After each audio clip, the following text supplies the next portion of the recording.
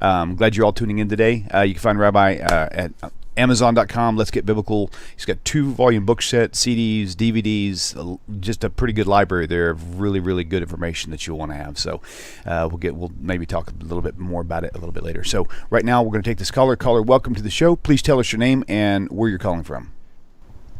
Well, guess who it is? It's Stephen Roth. How are you? Hey, how's everybody doing? Stephen, welcome back. Okay. How are you? Great. I'm going through Rabbi Singer withdrawal symptoms. I'm currently shaking out of control, but I'm getting better.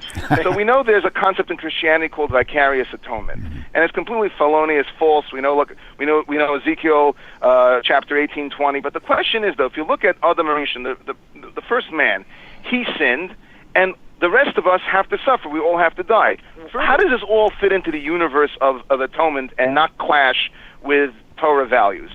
That's my question. Have a great day. You're the best. God bless. That's fun. That's great. Thanks for calling in. Thanks for calling in. And remember all you callers out there, when there's a caller on, you really need to wait till I put the number back on screen so you'll know when the phone line is open, because I don't have the whole caller waiting thing happening right now. So Rabbi, go ahead and take it away. One of the major objections that the Jewish faith has to Christianity, it's one of many fundamental objections, is the notion that Jesus could have died for anyone's sins, that one person could die to atone for another person's sin. Okay, that's called vicarious atonement, meaning that this person committed this act of terror, and what we'll do is we're going to go to an old lady's house in Nebraska, and we're going to punish her for what some idiot did in Florida. So this is impossible. This is an abomination.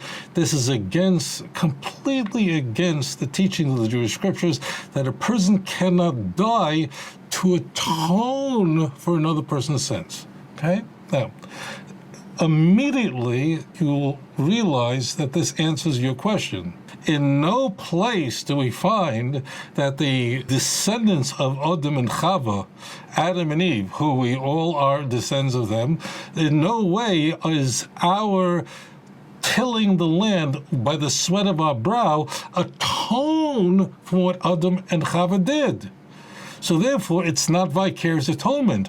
Ezekiel 18, the whole chapter, and there are many others, but this is a very, you could look at Jeremiah 31, verse 29, but these chapters are telling us that one person cannot atone for the sins of another. And we're all created in the image of Hashem. What are we most concerned about in the criminal justice system? Whether you live in the United States, whether you live in Canada or Australia, is we don't want to punish innocent people.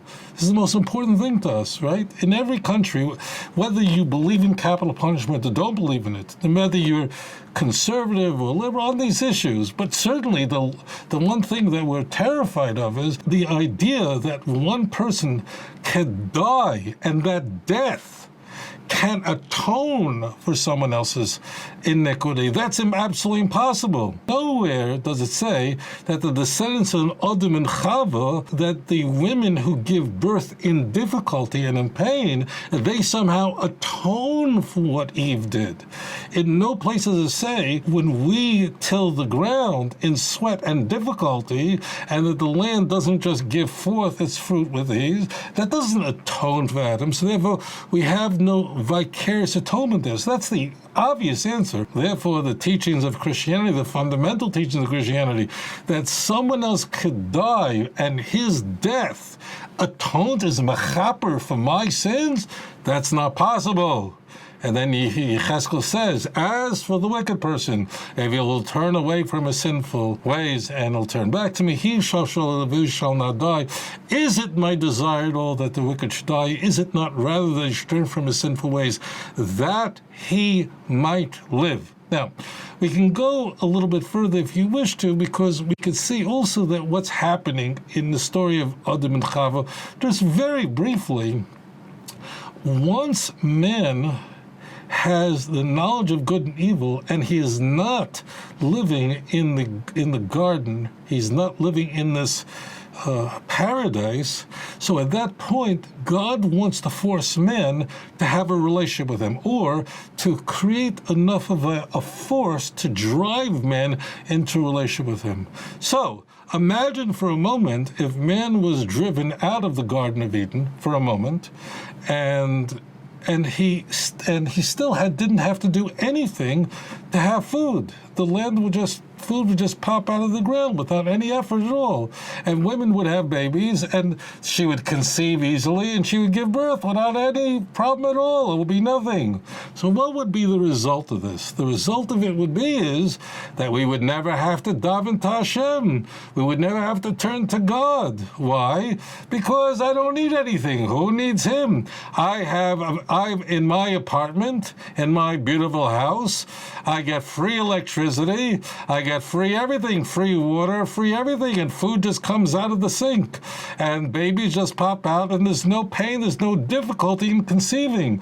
What would be the result? It would be a disaster. So really, the result of eating from the tree of knowledge of good and evil is a very deep subject. I'm just touching on this one element. There's much more to it, is that the Almighty, blessed be his holy name, has now created a new circumstance, not only for Adam, but as we see in Genesis 5, that Adam's children are created in the image of Adam, meaning that they continue in the same type as Adam, meaning they struggle with the same issues.